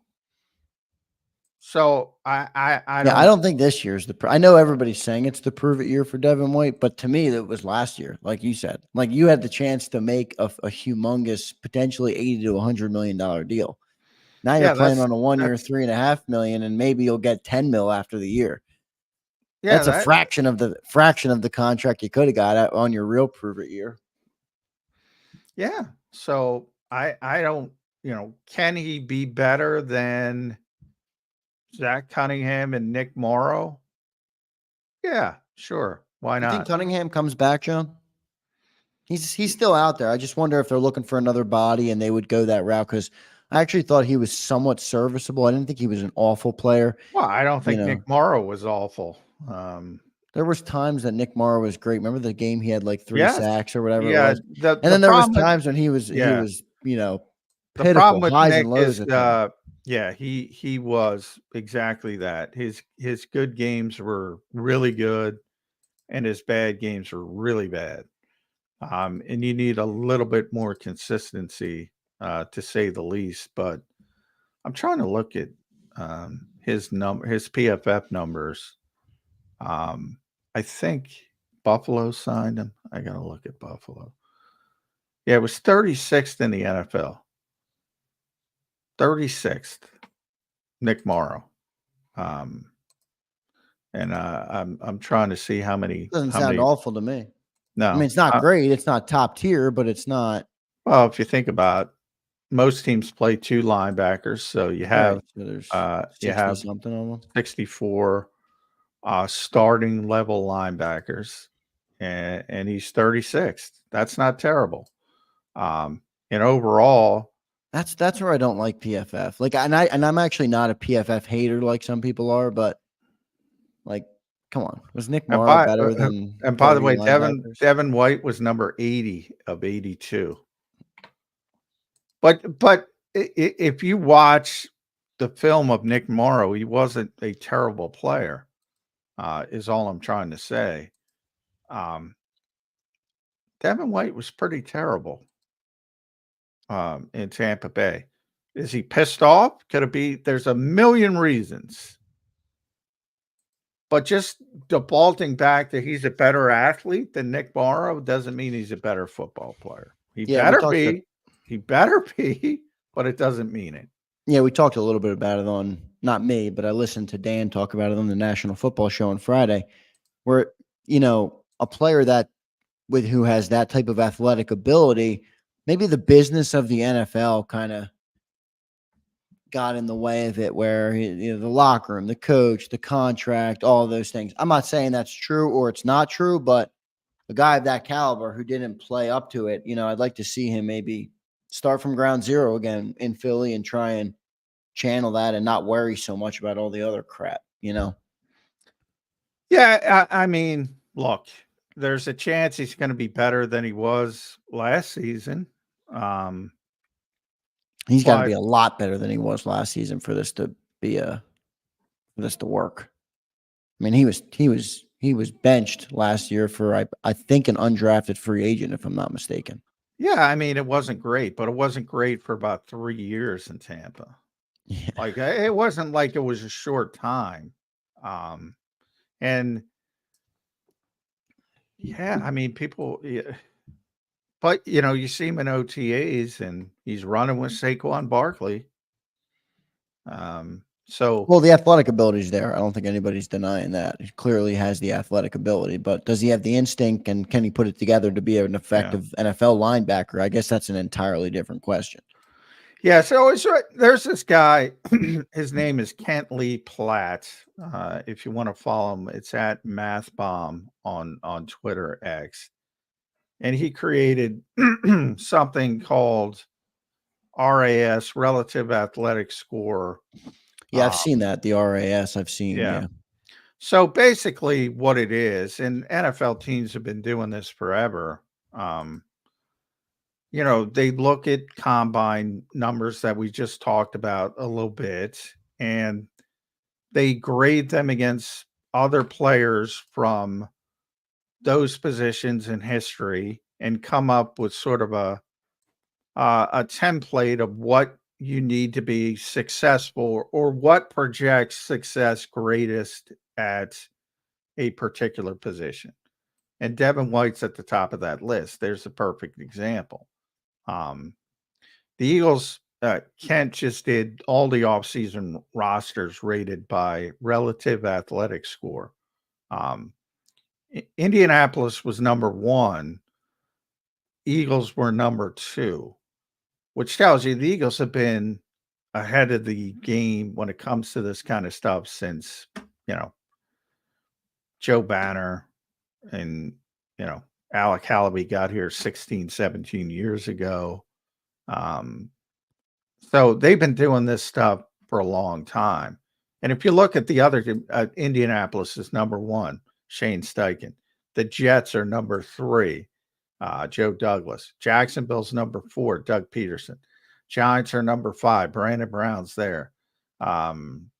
Pittsburgh's number 8, Andy Waddle's there. Cleveland's number 9, Andrew Berry's there. You got this Eagles tint throughout the league that goes in that direction. But also, Kansas City's 13th, and they're coming up because of their drafts. And they're 2-time Super Bowl champions. Then you go down, it's a lot of playoff level teams. Baltimore's 19th. They were the best regular season team in football last year. If they weren't, San Francisco was. They're 23rd. Houston, one of the big up-and-coming teams, is 26th. Buffalo's 29th. Cincinnati's 30th. The Rams are 32nd, dead last, because they don't give a crap. The Rams are what the Eagles say they are. The Rams don't give a crap. So when I tell you, when we talked a little bit about the PR aspect of Saquon Barkley or the PR aspect of changing coordinators, the Rams don't give a shit. Les Snead is on record. I'm going to do it how I think to build a good football team. They won a Super Bowl. They had the down tick, and they're already on the way back. There's a lot of different ways to do it. The Eagles believe in that athleticism, so it's understandable why they bring in, and that's why I bring up that RAS. Barkley's top of the list. Devin White, top of the list. Quinyon Mitchell, 97th percentile of cornerbacks at the combine since 1984. However, I think he goes back to 87. Over that time frame, so you're talking 35 years, there's been, I think, 21 corners who have tested better than Quinyon Mitchell, if you're wondering why he's here in Philadelphia. That's incredible. I mean, if this list, if it matters at all, that's remarkable. But I bring up the list because it shows you there's good teams at the bottom, there's good teams at the top. Right. But that's what the Eagles believe in, and that kind of explains why players like Devin White and Saquon Barkley are here. Doesn't mean they're going to be good football players. If it were that easy, everybody would just take the best athlete. That's easy. It's easy to build a database and say, all right, compared against everybody else, this guy's a better athlete. There's a lot of things that go into being a good football player. Yeah, I think particularly, too, speaking about linebacker. I mean, we talk about TJ Edwards. The guy was undrafted. You talk about how he rebuilt his entire body. I mean, but the one thing TJ has, I guess maybe it's inherently, is instinct. I mean, He instinctually knew where to go and when to go there playing the position. Devin White has struggled with that. And I think that's maybe an underrated trait, like for linebackers. That's kind of why that's what I like about Jeremiah Trotter Jr. And I'm not going to wave the pom-poms for a 5th round pick yet. Obviously, I want to give him the time to develop and get ready to play in the NFL. But you have seen, if you watch some of his Clemson tape, he's a very instinctual player, not over the top athletic player, instinctual. And I think that goes a long way. There's a great comparison because TJ wasn't drafted because he ran a 4.87. And that was probably a number of things. It was probably a bad day. He typically doesn't run a 4.87, but he's never going to run better than a 4.7 or something like that. Right. and Devin ran a 4.42 at 237 pounds. One false step at linebacker turns a 4.42 into a 4.9. Yeah. And if you're heading the right direction immediately, your 4.7 becomes 4.4, 4.5. So, yeah, I mean, it's everything. Instincts are everything for a linebacker. I just bring up Jack Del Rio.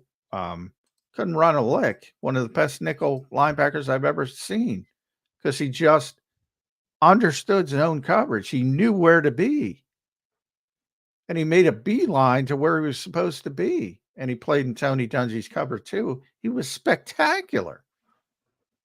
Just because he knew where to be. Listening to I had the benefit of listening to every single Eagles game for the last 2 football seasons in the green room with Seth Joyner right next to him. I'm sitting here, Seth Joyner's right here, and listening to him watch a football game, by the way, is all time. It's just like you would expect it if you were somebody that watches Seth on air. But he would clamor and cry and scream about the instinct of the linebackers and that first step, because he knew, obviously, he's a great linebacker. He was a great NFL linebacker, played for a long time, and he always talked about the instinct at the position being the most important part. So my take on it kind of comes from Seth Joyner, who I will defer to. Yeah, and he's 100% right. I mean, instincts are everything for a linebacker. Yeah, like you said, you take one wrong step. I don't care if you run a 4.2. You're not going to catch them. You're not going to get to where you need to be in time. So, that's Johnny Max, what he's looking for. I'm interested too in watching Devin White. So we'll see how he shakes out. I'm remaining optimistic, but I'm more in your boat where I think we've seen maybe enough to know what he's going to be, but I'm hopeful he can be something bigger. Let's get to Jeff Kerr, who will be bigger and better for our show. So we'll take a commercial timeout. Jeff Kerr coming up next on Birds 365. If you missed any of today's show on the JAKIB Media channel, listen to the podcast on your way home. Available on YouTube, Apple, and Spotify.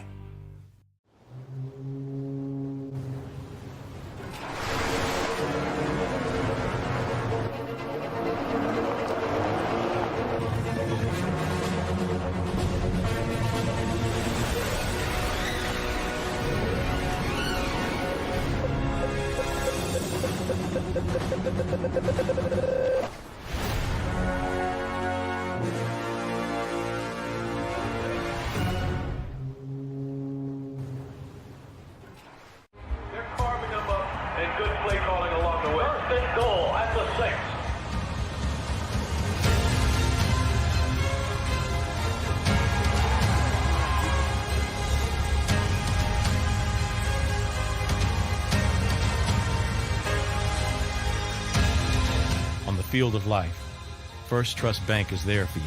Champions on 3. 1, 2, 3. Because Philadelphia dreams deserve a Philadelphia bank. Heading down the shore. Have a ball once more. Here, imaginations run wild and time stands still. Because here, you can find the best of the Jersey Shore, all on one 5-mile island. So leave the old you behind and get lost in the woods. Wild, wild, wildwood day. Plan your stay in the Wildwoods today.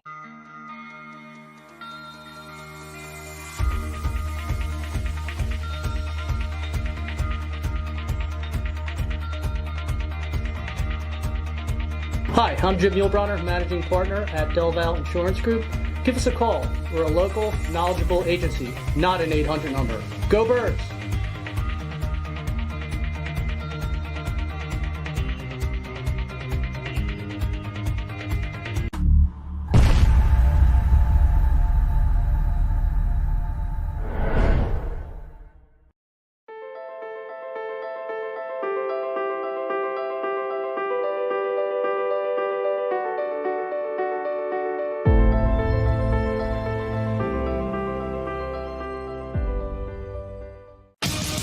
The greatest fans on earth. It's a bold statement, but would you expect anything less from Philadelphia? 58 years of heartache creates a toughness, a grit, a resolve not found in most. Sure, our prayers were answered, but now that we've had a taste, we're looking for more. Pondley Hockey, official partner of the Philadelphia Eagles. EAGLES, Eagles.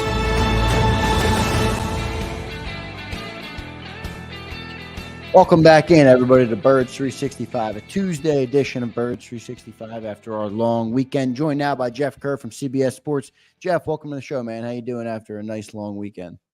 I'm enjoying the last bits of summer I'll probably ever have, because it seems like the NFL is going to change everything in terms of off-season. Yeah, I just saw that. I was gonna, kind of breaking. This could be our last ever OTA. Could be. In 2025, the NFL Players Association is working to finalize a proposal to overhaul the offseason, eliminating voluntary on-field work in the spring in favor of a longer training camp ramp-up, with players reporting in mid-June to early July. Mid-June, that seems lengthy. I don't know if they're going to go for that. Yeah, I wouldn't go for that. My guess is if they do that, they would be starting really slow. I mean, Yeah, I don't know. well, that ramp up period would be pretty significant. Essentially, OTAs, the difference would be the players would have to be there. No voluntary aspect. It's just breaking that it's out there, Jeff. Your first impressions, if that's the way it goes. Well, if I was a player, I wouldn't be too crazy about it. I think a lot of the players enjoy having a 5 to 6 week kind of grace period where they don't have to worry about football. I mean, you're still training for the season, but it's not like you get to spend time with families and stuff. If you're going in mid-June, early July, you're kind of giving all that up. It's more like a heat acclimation period. And like you said, John, they have to be there. During this time, they don't have to be there right now. And it's more of a luxury if they're there. Like, it shouldn't impact your – I mean, if you're a Darius Slay, you really don't have to be there. But like Kelee Ringo right now, yeah, you probably would have to be there. And he wasn't, by the way. Yeah, he wasn't. Talk about Kelee a little bit. I'm glad you brought him up. But before we get into that, I'm with you. And plus, maybe a selfish reason we do this show. It's nice to have, even though we're only in there for one day, it's nice to have something tangible to talk about, as opposed to all the speculation that downtime sort of highlights or amplifies, I guess is a better word. It's nice to see people on the field, even if they aren't doing full football work. You get to see, we got some nice little depth chart notes at OTAs last week, as an example. I enjoyed how we were able to see the whole thing last week. I thought that was very informative. We got a lot of observation. Like you said, John, we got the depth chart stuff. You couldn't over evaluate things, but you could see Quinyon Mitchell, he's probably going to be a player. He at least looked it against the second team. Devin White had a good showing. I kind of liked the little I saw at Jalen Hunt. Britton Covey I liked. Kenny Pickett had a nice practice. It's cool to see. By the way, so it's still kind of surreal seeing Saquon Barkley wearing an Eagles uniform. Yeah, getting outplayed by Kenny Gainwell. Yeah, I thought Kenny Pickett was outplaying Jalen Hurts. He was. Show at OTA. The second team. The first team wasn't that great. Now, Devontae wasn't there. It's interesting because we use that term voluntary, and it is truly voluntary for entrenched veteran players. Like Bletcher used to always say, like, to pop his head in. He'd be there some days. He'd be there. He wouldn't be there other days. You mentioned Slay, Brandon Graham, veteran guys who like to be involved. That's a luxury. James Bradberry, for obvious reasons, wasn't there, doesn't need to be there. Would have shocked me if he was there. But Kelee Ringo, that raised my. It's like, what are you doing, dude? You got a chance to compete, and you should be there. I think.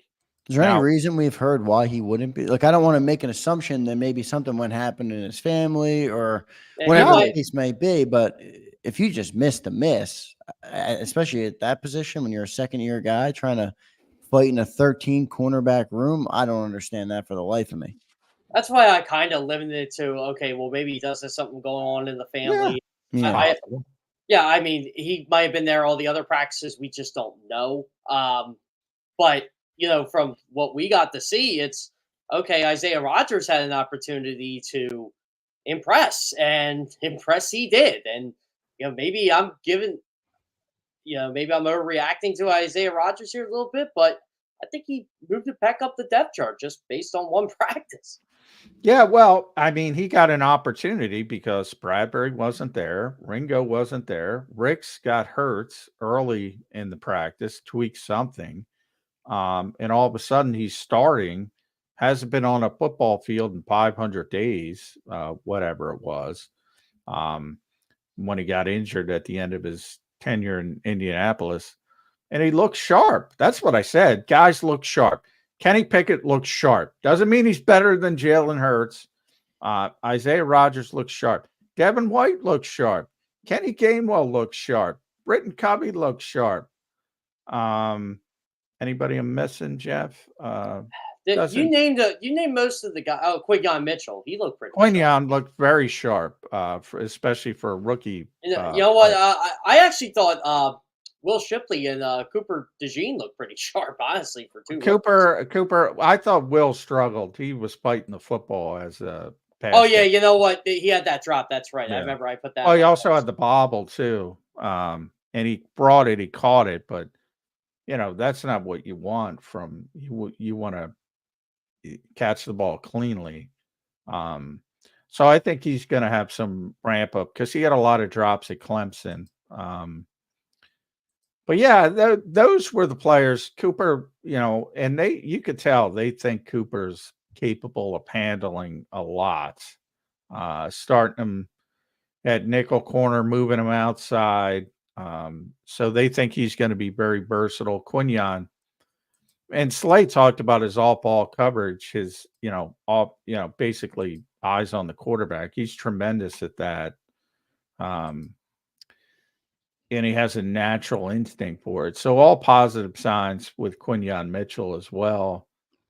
But you don't even get to see the offensive line, the defensive line. It's a glorified passing camp. So when you talk about the edge rushers, you mentioned Alex Hunt a little bit. All we got to see is guys in coverage. That's it. They're not rushing the passer, so it's not impactful. We can't tell if Bryce Hupp is going to be what the Eagles think he is as a pass rusher. We can tell you that Vic is going to use the hook defender, the flat defender, whatever you want to call it, probably more than it have been, which isn't going to be popular, but it's going to be a part of this defense. Yeah, and I think that's the benefit of 7-on-7 too, right? So the only time we really got to see the offensive line was in individual stuff, and I remember Ed Kratz and I were going over and looking to see the depth chart, and all of a sudden, that was broken up right away. So they clearly didn't want to give anything away there, or they did, and we were just watching something else. Yeah, Matt Hennessy lined up as the second-team right guard, which was a little bit of a surprise to me because I thought he'd be the backup center. So it's an indication to me Brett Toth was the backup center. Yeah. And that's, a luxury of the 90-man offseason roster. Like, you could put Hennessy at right guard for now and use Toth or Dylan McMahon as a backup center and just get through practice and make sure Tyler Steen has some competition. So I think that's what's going on with Matt Hennessy. And they don't want to just hand the job to Tyler Steen, but clearly they want him to win it. There's no doubt about that. Can he win it? Yeah. I got to remind myself, too, to take a picture of Mekhi Becton for our Twitter fan next practice, because that man is huge. Yeah, big dude. Big dude. He was the first team right tackle. Yeah. Because Lane was not there. So That's how this stuff works. And he has played right tackle in the past, so I actually think Becton's going to be a really good signing for them just for tackle depth. No, I agree with that. I'm curious how long they'll try and keep Becton around. I know he's on a 1-year deal, but he's with Stoutland now, so I feel like, he's a guy that has a lot of inherent talent. Maybe Stoutland can bring that out of him, and maybe they try and keep him around with a good friendly deal, paying him good money to keep him as a backup, basically waiting in the wings for Lane Johnson to hang him up. I think that's something I'd be keeping my eye on. Do we think that there's a potential they try him at guard at some point? I think he's too big. Just listening, big, even just listening Yeah, to you guys, that's what I think too. I saw a tweet. him, I'm like, he's as big as Jordan Mailata. Like Hurts bigger is than going to need a Jordan 5-7 step drop just to be able to see over these. I mean, guys. that people point out Makai's listed as 6'7", and I think he's taller. well, that's what I'm saying. And Tyler Steen's 6'5", Landon's 6'6", and you say, well, what's the difference? And I've heard fans say that legitimately. He's just bigger. I mean, I don't care what it says. He blocks out the sun, and I think that creates some issues when you're looking for passing lanes. It's Jalen Hurts, who, by the way, isn't that Justin Herbert 6'6" quarterback who can just see over people. He needs throwing lanes. I just don't see it.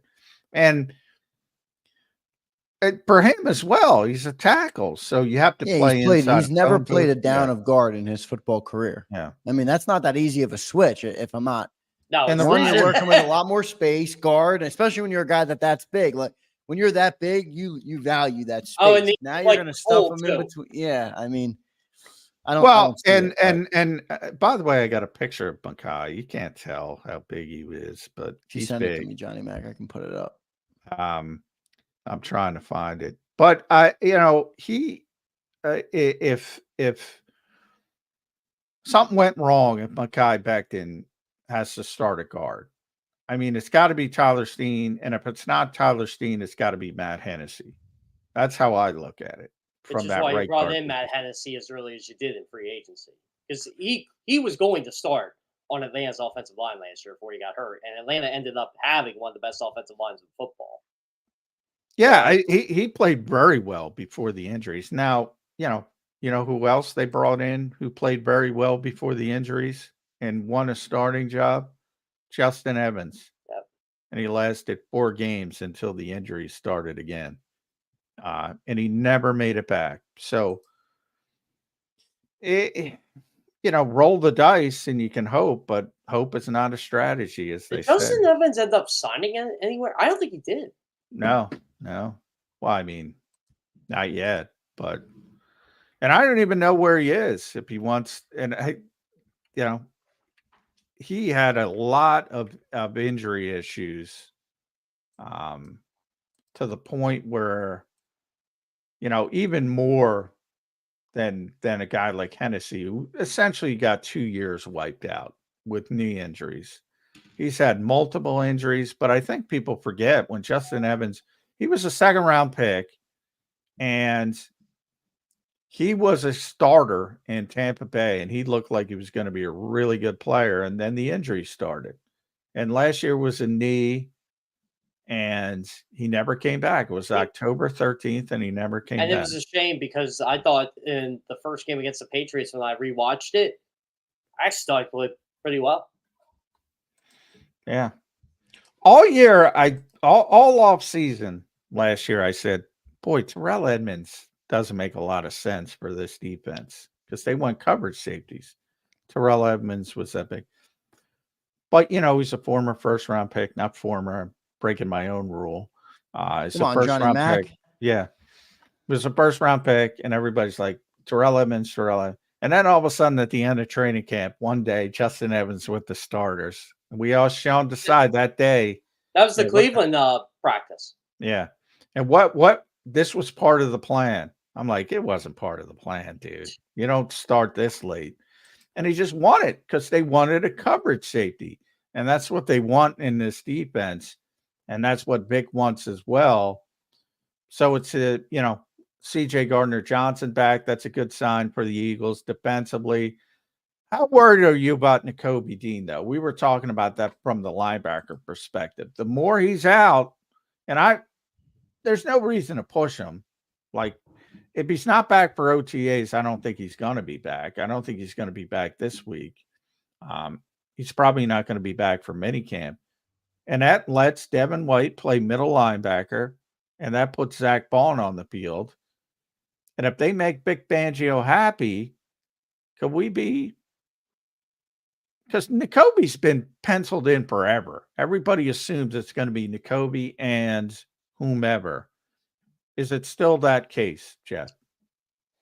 I'm starting to just give Nakobe Dean the label he's always hurt. It doesn't matter how you evaluate him. You're always just going to say he's always hurt. And look, I'm not the biggest Devin White fan, but I'll be the first one to admit Devin White looked pretty good last week playing the mic. And I think that was an opportunity for Devin White to get that opportunity there and for Vic to play Zach Bond. And, Vic wasn't kidding around when he mentioned inside linebacker and Zach Bond came into play. That wasn't a reaction. It turns out they want to try him out there. So, look, I still say training camp's going to be the ultimate decider, but for a guy who's barely seen the field in year one and was hurt a lot in year two, you think Nakobe Dean would be healthy enough to be available for OTAs to get these valuable reps, because you're not getting them in early July. So, I mean, I'm not saying jobs can be taken. Is that precaution good because they want to keep Nakobe as healthy as possible? Or I wouldn't put him on the field personally. I wouldn't put him on the field, but as I'm looking at it from the journalistic perspective here, it just seems like, okay, this guy's hurt again, and it's meant. Well, he's not hurt again. It's the same injury. He's rehabbing. He's coming back from the Lisfranc surgery. He's just, they're not putting him back on the field yet. He was stretching, and so he's getting closer. Is that timeline? Is that about a normal timeline for that type of injury? Well, that's a significant injury. I mean, to Jeff's point, I know, John, you keep saying it's the same injury, but boy, it feels like he's always hurt. Whether it's the same one or not, some people it's don't definitely care the about same that. one. Yeah, and I know a lot of people don't care. They think he's hurt again. He's not hurt again. He's coming back from surgery from the Lisfranc, which is a very serious injury. But guys have made it back, and they've been fine. I mentioned his problem with footwear, which is weird, but he seems to have figured something out there. That concerns me. If you go all the way back to the draft, he fell to the third round because a bunch of teams were concerned about a shoulder problem being chronic, which ironically showed up with Nolan Smith. I get why people question it because they haven't seen it, but I tweeted a picture of him, or X'd, or whatever you do now, a picture of him stretching, and I mentioned that he wasn't going to be participating in team drills, and people lost their minds. He's hurt again, and he's not hurt again. He's coming back from a surgery, and he's nearing the final phases. But from my perspective, the Eagles want to push him onto the field for this because it's. I mean, I'd rather just see him in July. But maybe the Eagles don't, but if I'm Nakobe Dean, I'm doing everything I can to get back on the field as quickly as possible because he's close to becoming an afterthought. Well, that's my thing. Is that a positive or is it a negative? Like, if the Eagles are being extra cautious, no, I get it from a fan base perspective. They see it as a negative. But if the Eagles are being an extra cautious because they value him, it could be a positive, is what I'm trying to say. That they're being extra cautious. Do we think, though, and again, this has been my biggest issue with the whole Nakobe Dean thing the last, 2 years. They never seem to bring in legit competition for him. But now do we might have that now with Devin White? Is that possible? It is. Well, that's what I brought up. If you're not out there and Devin White is running with Saquon Barkley and everybody thinks Saquon Barkley's Christian McCaffrey, that's going to be a positive. The Eagles think he's Christian McCaffrey. Yeah, and that's going to be a positive in his column. And then if he's playing middle linebacker and he's handling everything from a communication standpoint to big satisfaction, I don't think Nakobe's going to play weak side linebacker. No, it's Mike or nothing. And to me, my biggest takeaway was just based on one practice, Devin White's going to play somewhere at linebacker. It's just where. Yeah. And I don't know if that's good either. It's a bad position. Yeah, it's a bad position. That's why I said if Devin White can perform at all, it's a big win for the team because there's nobody at linebacker. There's nobody competent. But by the way, I've never seen a city or an organization just kind of kick the door on Devin White or don't let the door hit you on the way out like Tampa Bay did with Devin White. Yeah, which might tell you all you need to know. And fans don't want to look at that yet, which I'm fine with. I'm a fan too, and I get it. I'm hopeful for the guy, but I mean, we're talking about a guy that was taken 5th overall. They picked up his 5th-year option too, which when I look back at it, I don't understand why they did it. If they were just going to sit him in that year, they paid him, 15 or 17 million to sit, but they clearly had some level of expectation or hope for the player to pan out and maybe even gave him every opportunity to do so. And he didn't do it. They just benched him in December. That's what I mean. Make a playoff run. If I'm not mistaken, Jeff, it was for an undrafted free agent, I think. I mean, they didn't put it. It's not like they had a first round pick waiting in the wings for him. But Jeff, I want to move on. I want to ask about. They definitely didn't have the number 5 overall pick waiting in the wings. No, they did not. No. I want to ask Jeff about Jalen Hurts. And no, this question does not involve Kenny Pickett, but I do want to ask your comfort level going into the season with him. He's been getting a little bit of the national shows, Emmanuel Acho, Dan Orlovsky, even. They were at Eagles minicamp this week? No, they weren't, but they're making commentary on Jalen Hurts. And I just want to gauge where you are on Jalen Hurts, what your comfort level is going into the season and what you want to see from him. I think we need to see another big step forward here to get this team back in contention. He's got the contract. He's got all the weapons around him. Now he's got a coaching staff that's more proven or at least has more experience. It's all there for Jalen Hurts. What does he have to do for you?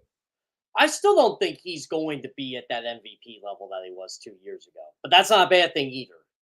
He cannot turn the football over 21 times like he did last year, and I don't think he's going to. I think what you're going to see is a mix of that MVP form and a guy who's just not going to turn the football over enough. And if the Eagles let Jalen be Jalen, meaning let this guy take off, let this guy use his strengths, I think he can be, at the very least, a top 10 quarterback. I think if he's in that 6 through 10 range, you're getting exactly what you need from Jalen Hurts. It doesn't put the sky high expectations on him. Look, I don't think he's a Mahomes or an Allen or a Burrow, but it can be that next tier. And there's nothing wrong with that because that can get you a Super Bowl. You just need a guy who's going to help you win football games. He did a lot of that from. He won a lot of games. Yeah. I think people forget. Yeah. It was funny. I was actually looking this up. John, do you know who Bob Petrone is? Used to work for the Empire. Yeah. So Boop Stats. Yeah. Boop Stats. So Boop put out a tweet, and I thought it was very interesting because we were looking up 29-6 runs of Philadelphia sports. People seem to forget the Eagles had a 29-6 run from 2021 to 2023 before the whole losing skid. So the Eagles have won a lot with Jalen Hurts. Yeah, but it's also a what have you done for me lately type of league, and that's how a lot of people perceive the league. I tend to think that that's correct. I'm not going to live in 2022 forever. I'm not going to talk about 2022 another year. Now's the time for Jalen Hurts. If I'm a quarterback in the NFL, there's not anything else I could ask for from Jalen Hurts. Is there anything else? You could argue Josh Allen could ask for a better O-line or better weapons, and Mahomes needs better receiver.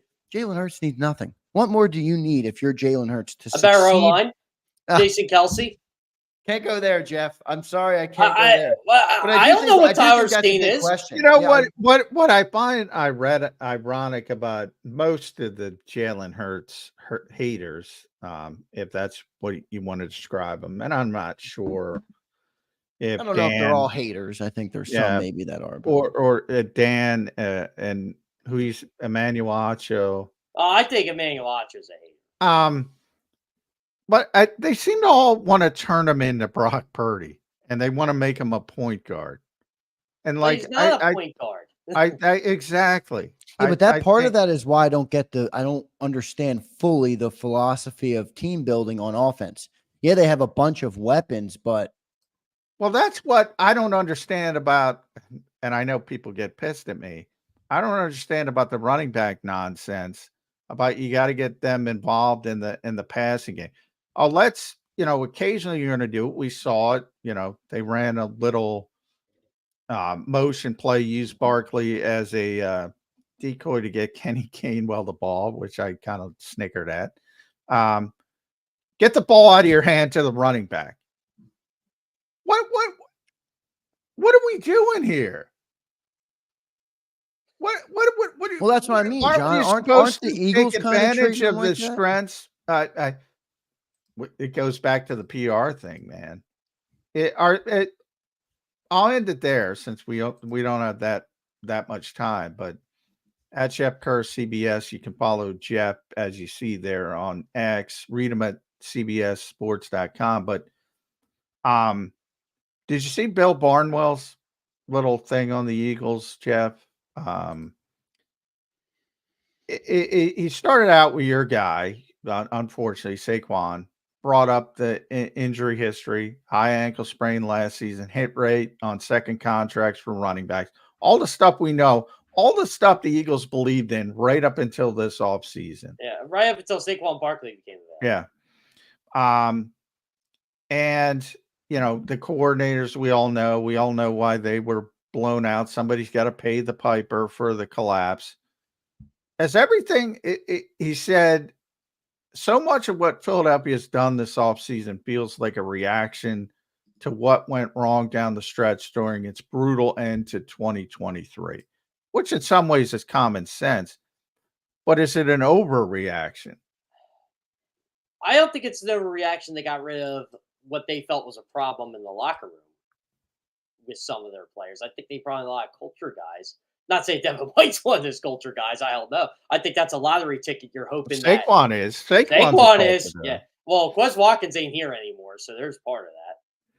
Yeah, I think the Saquon signing, though, John, to your point about people trying to turn him into Brock Purdy, I think the Eagles kind of helped that narrative with the way they built the team. Yeah, that's what I mean. Like, do the Eagles want him to be Brock Purdy? I don't want him to be Brock Purdy. I don't think you guys want him to be Brock Purdy.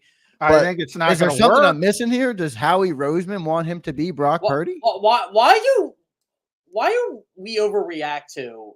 And I'm not saying us. I'm just saying the NFL. Why do they want their quarterbacks to be a guy who really has only done this for 18 games? I know it's been very impressive, but this can fall flat too. I think it's Jeff. I think it's more about the way he utilizes the talent around him. And then you look at the Eagles roster and you're like, AJ Brown, Devontae Smith. But what's going to happen on the day when you lose that talent? What's going to happen when you're going to have to pay him? And then all of a sudden, Deebo Samuel doesn't want to be here anymore. Brandon Ayuk already kind of doesn't want to be there. Like, it's going to come to a halt. It's everybody says Eagles have to win the Super Bowl. No, the team that has to win the Super Bowl this year, the San Francisco 49ers. That's true. That's a fair point, but it doesn't take away from the conversation of is that why the Eagles is that why people are trying to turn Jalen Hurts to Brock Purdy? Because they're built this in a very similar way, contracts, caps aside. You have all these talent. Me and John argued about this with Saquon Barkley a little bit. Like, they're not going to use Saquon Barkley like most people think they're going to use Saquon Barkley. It's probably going to look different than the majority of expectation on Saquon Barkley, because that's just not our quarterback style. They're not going to use him anything like the Niners use McCaffrey. I don't think they are. I'm just hoping the old football philosophy comes into play here, where teams aren't trying to stack the box to kind of stop Jalen Hurts running and Saquon Barkley running, because you have to fear that, and Jalen Hurts finds his receivers early, and now all of a sudden you can't do that, and now that frees up Saquon Barkley in the second half. I still think that one of the biggest problems with the Eagles last year was it just didn't have a closer in the fourth quarter. They didn't blow leads, but they didn't have a closer either. And that's why I thought, like, maybe the game against the Giants on Christmas, it should have been a bigger win than it was, or, the Cardinals game. It just felt like they couldn't run the ball in the second half like they normally could. I think it's going to be the same stinking offense, except what you're right, Jeff. They're going to try to, run the football with Saquon to close out games in a more consistent manner. I think the passing game's going to look very familiar. Maybe a little bit more motion, maybe a little bit more bells and whistles, maybe some more bunch formations instead of 2x2. But ultimately, they're going to be the same. They're not going to be dumping it off to the running back. They're going to throw bubble screens because that's what they do. They're going to try to push the football down the field. But this mentality of, I didn't pay the guy $255 million to get the football out of his hands as quickly as possible. This whole mentality of take advantage of the player you have. And right now, I think there's this whole ecosystem developing around Jalen Hurts that he needs all this help. And he's not the guy making all the plays that we saw make all the plays. I don't get it. Well, from that perspective, that's kind of why I'm like, I think that's where everyone's going, John, to your point. And if you did pay $255 to Jalen and you don't want him to be that guy, then forget Saquon Barkley. Go and sign a sick linebacker or the safety that was signed for $17 million. I'm blanking on his name, from the New York Giants. Like, go and bolster the defense. Yeah, Xavier McKinney. They did try to get Xavier McKinney. He just didn't come. Well, yeah, and he was probably outside their price range. But my point is, if you're paying Jalen Hurts and you're confident in Jalen Hurts to utilize the weapons, go bolster everything else. But they seem to just keep adding to the room, keep adding weapons. There's still only one football, guys. Newsflash, there's still only one ball. I can't wait till this part next year when people are getting upset when A.J. Brown's getting like 15 targets a game. I'm like, you don't want A.J. Brown trying to get the football 15 times a game? I'm with you. You got to get Anaya Smith in the running back. I could care less if Anaya Smith has a catch this season. Yeah, I'm with you, Jeff. I mean, I don't think they're going to change much, to John's point, on the passing game. I mean, the receivers did both put up 1,500 and 1,200 or 1,300 yards last year. So I don't think they're trying to reinvent that puzzle, but we'll see how it all plays out. By the way, Zander, I'm glad you pointed that there's another guy that they really loaded up his offense for too, and that was C.J. Stroud. Let's bring in Stephon Diggs. We already got Nico Collins. We already got Tank Dell. We got now, Jeff, that's also a situation where they're taking advantage of that rookie contract because C.J. Stroud, he showed out last year. I think he showed them more than they were expecting, and they were probably expecting a lot. So they're in a position where they can go all in, and their GM, I think, has done a really nice job down in Houston. So yeah, we'll see how that looks. I love what basically C.J. Stroud said after the Baltimore-Houston game. I covered that game, and Stroud's like, okay, I learned what it takes to play in the game like this. I'm like, I'm curious to see what happens when he gets to that spot next year. Yep, and he's one of those guys, when he says it, I listen to him. I don't know why. Maybe I shouldn't, but he's one of those guys, when he says it, I believe him. So that's what I take from C.J. Stroud. I think he's going to be a great player, and you're right, that's a good team. But Jeff, we went long with you, man. Almost the end of Birds 365 here. We are after the 10 o'clock hour. So thanks for joining in, man. We appreciate your contributions to the show. As always, you always bring it up a notch, and we appreciate you for being here. Yeah, no problem. I actually forgot I was on at 9:20 today, and I was actually going to text John yesterday, and because I forgot it was Memorial Day, I was already working. I'm like, did I just not get a link? I'm like, oh yeah, that's right. Yeah.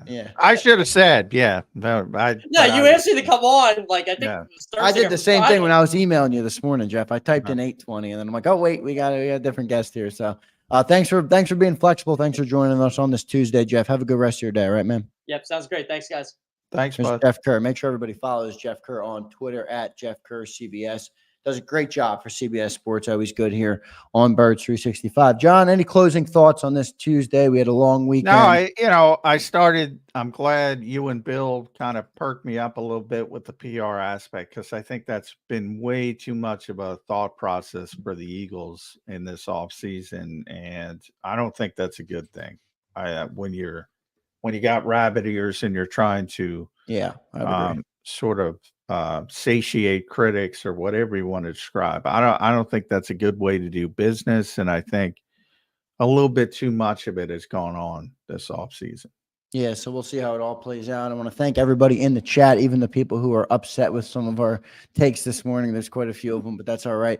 We're going to keep coming back and giving you the Eagles content every single day for all off season long. So Eagles back at OTAs today, and then Thursday and Friday they'll be back out on the field. No OTA tomorrow, but Johnny Mac scheduled, at least we think, scheduled to be down there on Thursday. So we will see what else we learned from the OTAs this week. It's been pretty good so far. Johnny Mac, thanks for joining in today on Birds 365. We'll catch you tomorrow morning. All right, man? All right. Everybody have a good one. Have a good one, everybody. Thanks for tuning in. Make sure you hit the like button on your way out. See you tomorrow. You've been listening to Birds 365, the destination for the passionate Eagles football fan who bleeds green. If it's Eagles football, we're talking about it. Debate, inside the locker room, and guests that are some of the greatest football minds from around the region. We hope you enjoyed the show. We know we had a blast. Make sure to like, comment, and subscribe, and we'll be back soon. But in the meantime, hook up with us on social media at JAKIB Sports. See you next time on Birds 365.